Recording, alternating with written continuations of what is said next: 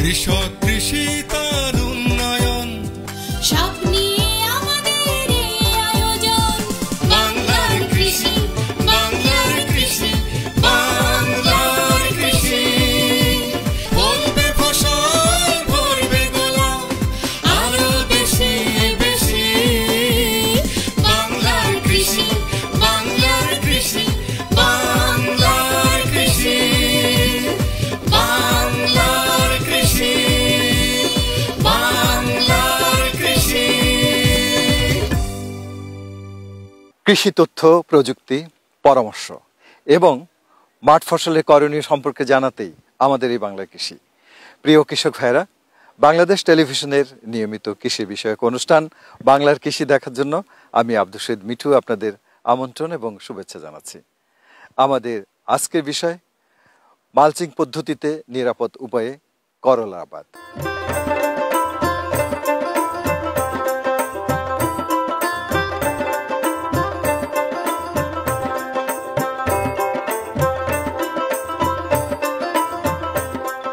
করলা কিউকার বিতেসি পরিবারভুক্ত বাংলাদেশের অন্যতম প্রধান সবজি। স্বাদে তিতা হলেও সকলের নিকট এটি বেশ জনপ্রিয়। বর্তমানে অনেকেই হাইব্রিড জাতের করলা চাষ করে লাভবান হচ্ছেন। নবাব এ ধরনের হাইব্রিড জাতের করলা। করলার ১০০ গ্রাম ভক্ষণযোগ্য অংশে থাকে ১.৫ থেকে ২.০ গ্রাম আমিষ, ২০ থেকে ২৩ মিলিগ্রাম ক্যালসিয়াম, ১.৮ থেকে ২.০ মিলিগ্রাম লৌহ এবং ৮৮.৯৬ মিলিগ্রাম ভিটামিন সি। এতে অধিক পরিমাণ খনিজ ও খাদ্যপ্রাণ রয়েছে। করলার রস বহুমূত্র, চর্মরোগ, বাত এবং হাঁপানি রোগ উপশম করে। নবাব জাতের হাইব্রিড করলার আকার এবং রং আকর্ষণীয়, বাজারে চাহিদা ও মূল্য বেশি। রোপণের ৪০ থেকে ৪৫ দিন পর থেকে সংগ্রহ করা যায়। গড় ওজন ১০০ থেকে ১৩০ গ্রাম। রোগ বালাই সহনশীল জাত। প্রথম উত্তোলনের পর ১০০ থেকে ১২০ দিন ফসল সংগ্রহ করা যায়। একর প্রতি ফলন ৩৫ থেকে ৪০ টন। ময়মনসিংহ জেলাধীন সদর উপজেলার চর দুলালবাড়ি গ্রামের সুতিনিয়া নদীর চর এলাকায় প্রায় ৪০ হেক্টর জায়গায় কৃষক ভাইরা নিরাপদ উপায়ে করলা আবাদ করছেন।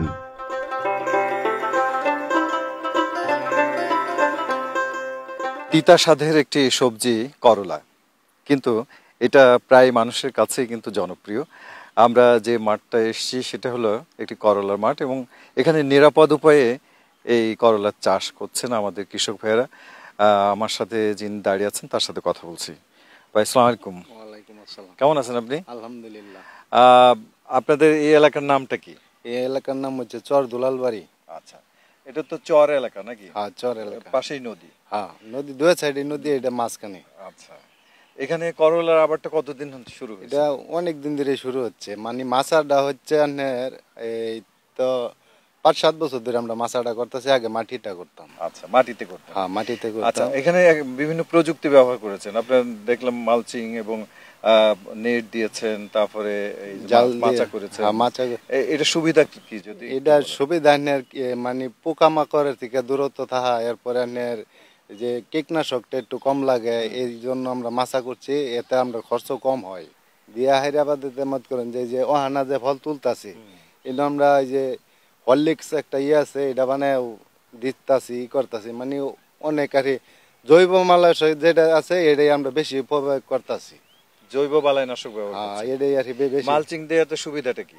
মালচিং দিয়ে সুবিধা মানে এমনি গাছগুলা সুস্থ থাকে, সারাদিন ঠান্ডা থাকে, এমনি যে রোদের ত্রাপ নাহলে এটা কুলায় হাঁটতে পারে না। আগাছা কি দমন হয়? আগাছা দমন হয়। ওই দিক দিয়ে মত কোন যে মালচিং এর টেহাড়ে বাচ্চা দিতেছে কামলার ইটা, এর দিক দিয়ে উৎপাদন খরচটা কম থাকে। হ্যাঁ, উৎপাদন খরচটা কম থাকতেছে। এ জমি থেকে তিনি বর্তমানে প্রতি সপ্তাহে ২০ মণ করে করলা সংগ্রহ করছেন। এভাবে ৬ থেকে ৮ সপ্তাহ করলা সংগ্রহ চলবে। করলা শেষ হওয়ার পর তিনি এ জমিতে আবার করলা চাষ করবেন। করলা চাষ করতে তার ২০,০০০ টাকা খরচ হয়েছে। ৫০,০০০ টাকা করলা ইতিমধ্যে বিক্রি করেছেন। করলা চাষ করে কৃষক বেশ লাভবান হচ্ছেন।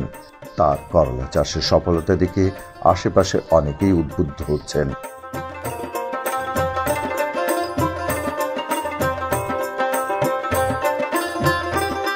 আমাদের মাথার উপরে থোকায় থোকায় করলা ধরে আছে, সবুজ রঙের করলা, এবং আমরা এই শেডের নিচে বসে আছি। এখানে কিন্তু চমৎকার একটি পরিবেশ বিরাজ করছে। আমার পাশে যে কৃষক ভাই আছেন তার সাথে কথা বলছি। ভাই, আপনার নাম কি? নাম মোহাম্মদ জিল্লুর রহমান। আচ্ছা, জিল্লুর ভাই কেমন আছেন? আলহামদুলিল্লাহ ভালো, আপনি ভালো আছেন? হ্যাঁ জিল্লুর ভাই, আপনাদের এই এলাকায় তো করলা চাষের জন্য প্রসিদ্ধ, এবং এখানকার করলা সারা বাংলাদেশে আপনারা বিভিন্ন জায়গায় বিক্রি করে থাকেন। আপনারা এই করলা চাষটা কতদিন ধরে এখানে আরম্ভ করেছেন? আমরা এখানে 5-6 বছর ধরে আর কি করলাটা করতেছি। আগে করছে শুরুবেলা আমার বাবারা করছে, বড় ভাইয়েরা করছে, কিন্তু আমার বয়সের তুলনায় আর কি 5-6 বছর ধরে এইভাবে মানে মাচা করে করতেছি। আগে মাটিতে করা হয়েছে, এখন মাচা করে করতেছি। মাচা করলে সুবিধাটা কি? মাচা করে সুবিধাটা হইলো যে আমরা পোকামাকড় আক্রমণটা কম থাকে, এরপর তুলাটা সুবিধা হয়, এরপর মাটিতে করলে পাড়ায় নষ্ট হয়, এবার নষ্ট হয় না। এটা আমাদের আর কি সুবিধা। করলা চাষের সময় সার মাটি দেন? সার দেই, আমরা সার দেই, টিএসপি দেই, ডিএপি দেই, তারপরে ইউরিয়া দেই, পরে যে জিম সার দেই, বোরন দেই, তারপরে আপনার ম্যাগনা, পরে থিওবিট, সবগুলি মিক্স করে পরে এগুলি দেই আর কি।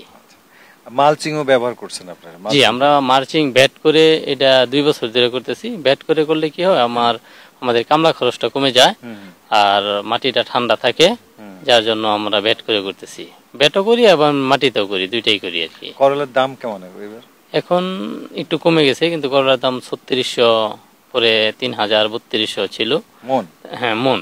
এখন কালকের বাজার গেছে আপনার 2300 টাকা, 2300-2400। আজকে হয়তো এরকমই আছে আর কি। আপনার কতটুকু আছে করলা? আমি 22-23 কাটা করছি আর কি।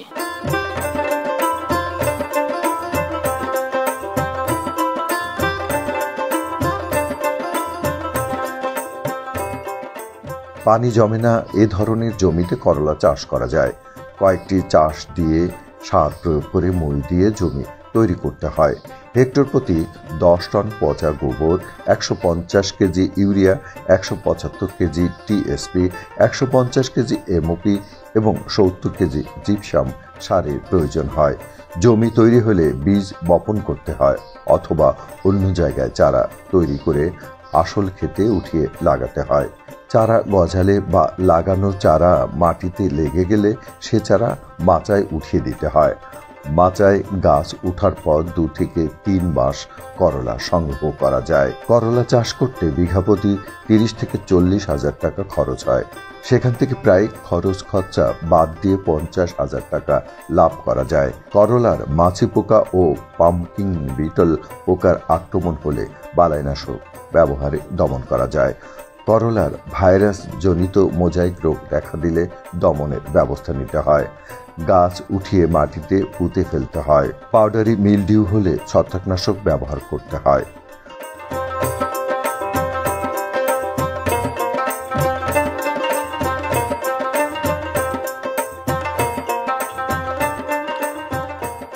করলা চাষিরা যারা আছেন তারা আপনার জৈবিকভাবেই এই করলা চাষটা করতেছেন।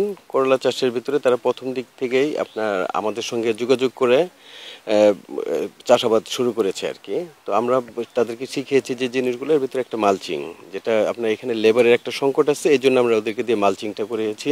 তো এখানে আমরা বিভিন্ন প্রযুক্তি ব্যবহার করেছি। এর ভিতরে একটা আছে, সেটা হচ্ছে আপনার আমরা জৈবিকভাবেই চাষাবাদ করার চেষ্টা করেছি এবার। অন্যান্য বছর এরা কীটনাশক দেয় প্রচুর পরিমাণে, এই বছর আমরা কীটনাশকের পরিমাণ অর্ধেকেরও নিচে নামিয়ে নিয়ে আসছি আর কি। তো শুধুমাত্র ছত্রাকনাশকটাই তারা ব্যবহার করতেছে, আর এমনি পোকার জন্য আমরা এখানে জৈবিক বালাইনাশক ব্যবহার করাচ্ছি কৃষকদেরকে দিয়ে। তো এখানে আমরা আমাদের অতিরিক্ত পরিচালক স্যারের নির্দেশনায় আমরা এখানে খৈল দিয়ে তৈরি হরলিক্স ব্যবহার করছি। জৈবিকভাবে মানে কিভাবে চাষাবাদ করা যায় ওইটা তাদেরকে শিখিয়েছি আর কি আসল কথা।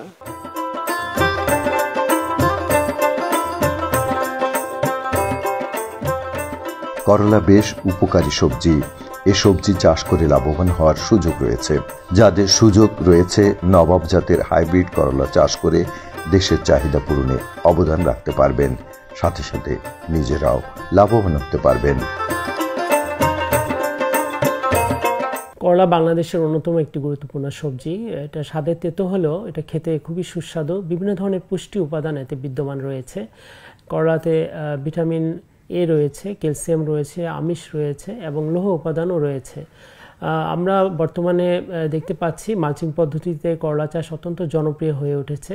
আমরা মালচিং পদ্ধতিতে যদি করলা চাষাবাদ করি তাহলে দেখা যায় একদিকে যেমন মাটির আর্দ্রতা বজায় থাকে, সেচের সাশ্রয় হয়, তারপরে হচ্ছে আমাদের মাঠের যে আগাছা রয়েছে সেই আগাছা সহজেই নিবারণ করা যায়, আগাছার আধিক্য থাকে না, এবং পাশাপাশি সারের যে পরিমাণ আমরা সার দিই সেই সারটা অনেকাংশে সাশ্রয় করা যায়।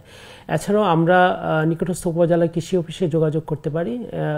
তাছাড়াও আমরা কৃষি তথ্য সার্ভিসের যে কল সেন্টার রয়েছে শুক্র শনিবার ব্যতীত সকাল 8টা থেকে রাত 8টা পর্যন্ত 16123 নাম্বারে কল করে আমরা প্রয়োজনীয় তথ্য পেতে পারি।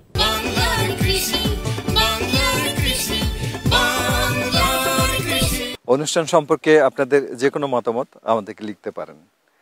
লিখবার ঠিকানা প্রযোজক বাংলার কৃষি, কক্ষ নম্বর 223, বাংলাদেশ টেলিভিশন ভবন, রামপুরা, ঢাকা 1219। ইমেল বাংলার কৃষি 1314@gmail.com। Facebook Bangladesh television. ইচ্ছে করলে অনুষ্ঠানটি ইউটিউবে দেখতে পারেন। কৃষক ভাইরা, আজ এই পর্যন্তই। আপনারা সবাই ভালো থাকুন, সুস্থ থাকুন, এই কামনা শেষ করছি আজকের বাংলার কৃষি। আল্লাহ হাফেজ।